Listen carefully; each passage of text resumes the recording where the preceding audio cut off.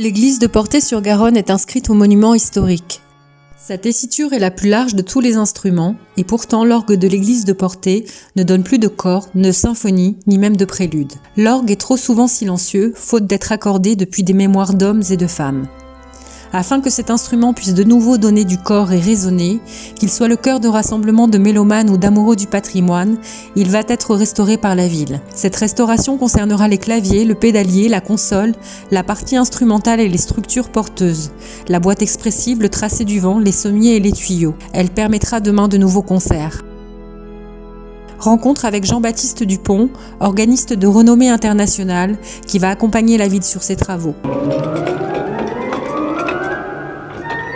Alors c'est un instrument qui date de la fin du XIXe siècle, qui a été construit par la manufacture Puget de Toulouse pour le pensionnat des frères rue Caraman. Cet instrument a été mis en vente au milieu du XXe siècle, dans les années 50-60, et le curé de l'époque l'a racheté pour l'église de Portet. Il a été installé dans l'église par Puget, donc le successeur de celui qui avait construit l'orgue à l'origine, le fils. Il a été installé dans l'église de Portet, au sol, devant le retable, dans le chœur. Et donc, quand il a été question de restaurer le retable à partir des années 70, il a été décidé de déplacer l'orgue et de l'installer à l'emplacement où il se trouve à l'heure actuelle, au revers du mur occidental. Et ces travaux ont été réalisés à la fin des années 70 et depuis, l'orgue n'a pas été retouché.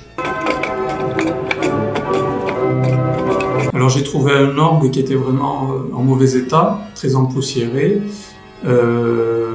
relativement injouable, enfin quasiment injouable à 80%, et donc il y a effectivement besoin urgent de travaux importants.